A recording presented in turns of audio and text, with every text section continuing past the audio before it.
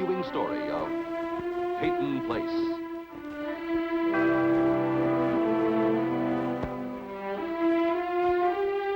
Starring Dorothy Malone as Constance Mackenzie, Warner Anderson as Matthew Swain, Ed Nelson as Michael Rossi, Mia Farrow as Allison Mackenzie, Ryan O'Neill as Rodney Harrington, and Barbara Parkins as Betty Anderson.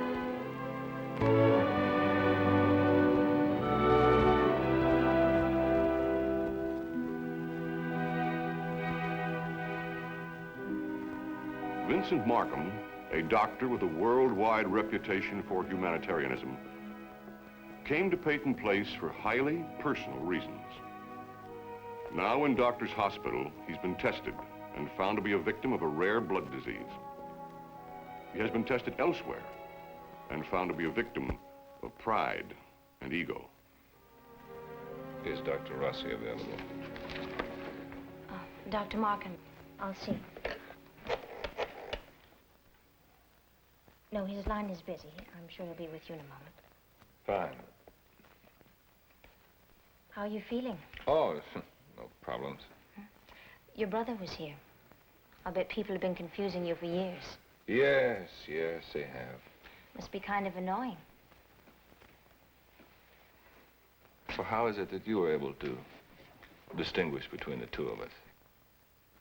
You and your twin have a different manner about you. Well, what is it? A look in the eye, a certain sadness, a never-ending corridor of mirrors reflecting what? Despair? A conviction that there's no hope, only futility? What is it, miss? What is it that you... What are my hidden secrets? Mine alone? Or can you be sure that Dr. Markham is standing in front of you and not Kenneth Markham? I don't know for sure. All I know about you is what I've read and what Dr. Clare... She just mentioned that... Yes, she mentioned... Just that you were married?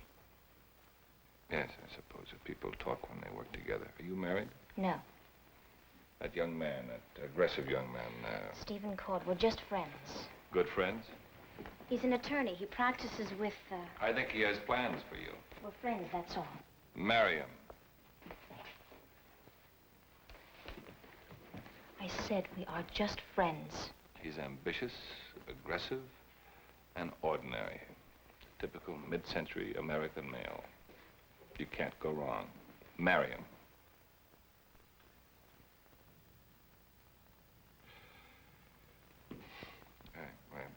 I suppose I should apologize. Why bother? An apology for you is a way of life. You do exactly what you want. You say what you want. Then if anyone is offended, you beg forgiveness. It's simple. Is Dr. Rossi available? I'll see.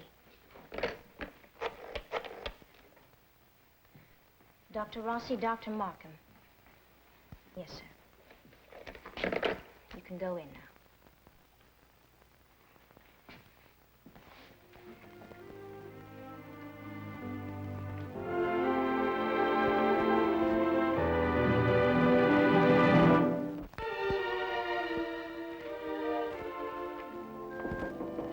Come in. Come in, Dr. Markham. Dr. Rossi, do forgive this unannounced visit. Oh, it's all right. Actually, it's a pleasure to be interrupted from these journals. I have a special case I've been trying to bone up. Mine? No. Actually, I was trying to call you over at the inn. Oh, yes, I was walking. You mustn't call me. Do you want to go back to Peru with me? Actually, I did get your message that you had called, and I thought, well, Rossi will not give up this lush pasture. It's as simple as that. He's going to turn me down. And I thought I'd call you and give you a chance to turn me down by telephone, but I thought, well, no, why should I make it so easy for him? And I want you to come back with me. I came over to give you a sales pitch, I guess. You don't have to sell me. I believe in what you're doing.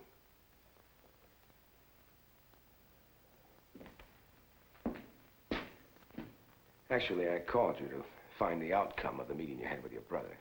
Well, what's that got to do with anything? What's that got to do with whether you go to Peru or not? Nothing at all. It's just that he made a point of telling me about the foundation. He'd Oh, well, yes, I should have guessed that he would tell you that. Imagine that he would take out an ad in the Sunday papers announcing what he generously wants to do for me. Well, I considered it generous. Yes, all he wanted me to do was lend my work, my name, my life to the glorification of the Kenneth Markham Foundation, acquiring along the way dignity and honor and a big tax deduction. Have you had any luck raising money elsewhere? Not a bit. I'm very clever at fencing with the institutional mind. And there's plenty of them in our profession, as you know. What about your health? You know, the I'm consequences. not concerned with my health. I'm concerned with my work. I can't understand. It compels you to give up your life for your work. Yet I find I respect you for it. I imagine all of this is a polite way for you to lead up to telling me that you're not going to join me. If you live for your work as you profess, you'll do anything to finance your mission. Please, Doctor. You'd agree to anything. Kenneth Markham Foundation would be a three-ring circus. That's cheap promotional stuff. So It'd be what? another toy for Kenneth. All right, alongside so it's of a his toy. golf trophies. It's a toy that will allow you $110,000 a year to cure the sick. Well, which is more important, to cure the sick or to see to it your brother doesn't have his toy? Fine, fine. Doctor. Thank you for everything that you've done for me. Markham, you don't want me to come to Peru to assist you. You want me to be some kind of a witness to the sacrificial death of Dr. Vincent Markham. In the name of devotion, dedication, and martyrdom. Oh, you're not a very good psychiatrist, Rossi.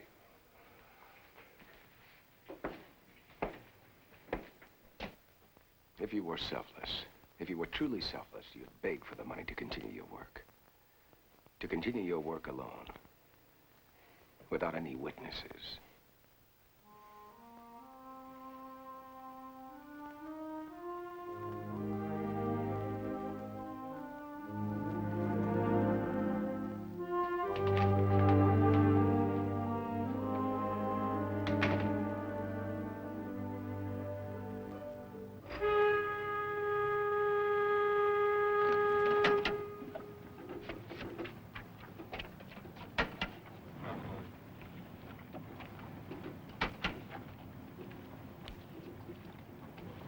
Rodney.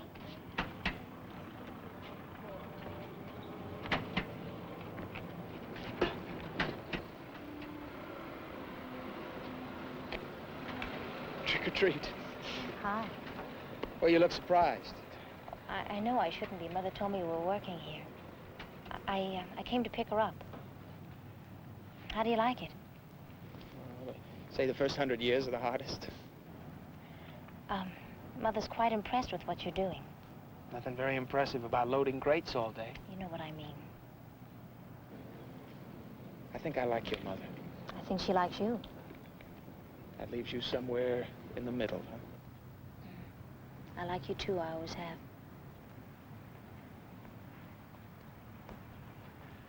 Here, here, you're blocking the fire exit. Now, aren't you glad I'm not an inspector? I'd have to give you a ticket. I might hire a good lawyer and fight it. Oh, I know just the man to handle your case. How are you, Rod? No complaints? Rough day? Oh, nothing a cold drink and a hot bath won't cure. Well, now, with an attitude like that, nobody's going to wear you down. Anybody trying? What do you think of our boy jumping into the field of commerce with both feet? I'm all for it. So am I. Well, I'm glad I got your vote of confidence. See you around. Bye-bye. Take care, Rod. Are you free Friday, Miss Anderson? I don't know. I'm on the late shift tonight. I'll wait. What's the occasion? We're having dinner at the house. What house? The only house in town. So drag out your prettiest frock and your grandest manner. No second story stuff. We've been invited to a buffet dinner by the Lord and Lady Schuster. We. Me and my date. Which happens to be you. Which makes it we. If you follow that line of thought. Are you trying to convince me? Only that I'd like your company? At the Harrington house. Correction. The current occupants of the Schusters. That's a, technicality for both of us. Well, let's let somebody else worry about technicalities. They will.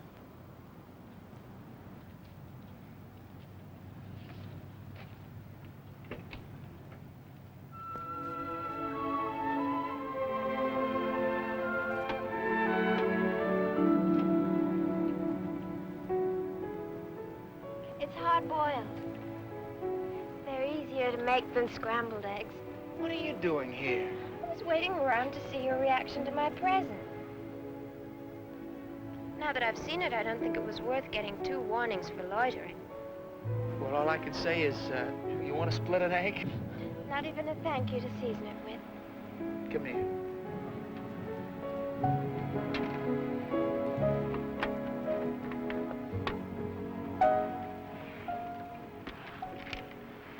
Thank you.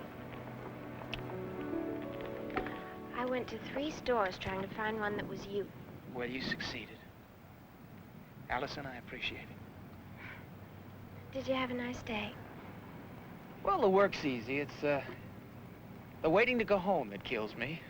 Maybe it'll get easier when you get used to it. We're some pair, you know that? When I've got nothing to do, you're working for the Schusters, and now that you've got nothing to do, I'm working for the Schusters. Listen, when I get my first paycheck, let's do something. To celebrate your working. Celebrate the fact that I lasted a week. We'll jump in my horseless carriage and take it as far as a tank of gas and the speed laws permit. You want to make a trial run? Well, if we go as far as the square. You're on. All right.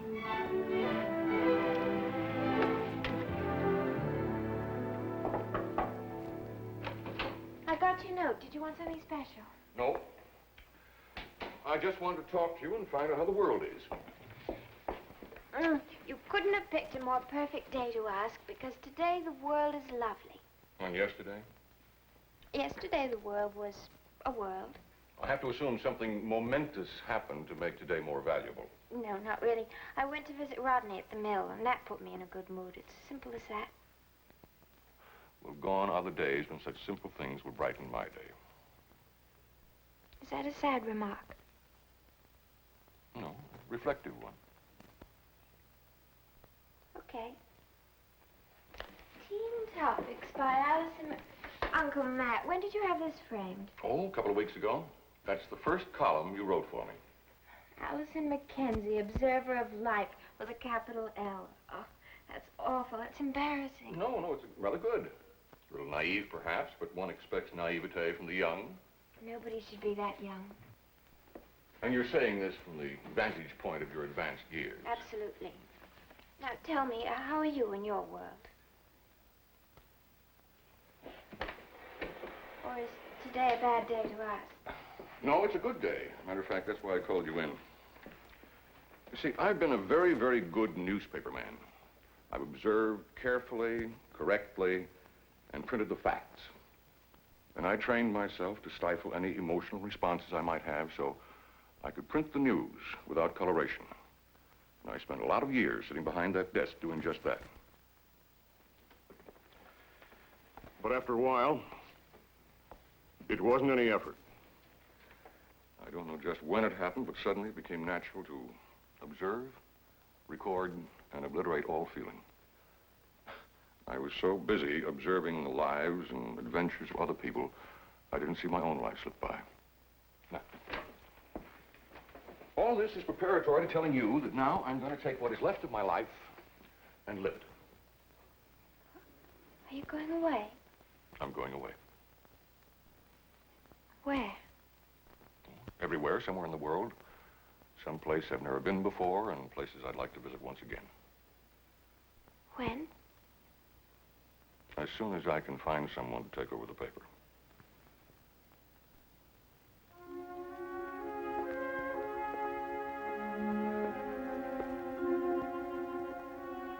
Allison, it'll be a few more weeks, but I want to tell you personally. See, we can look over travel folders together. Yeah.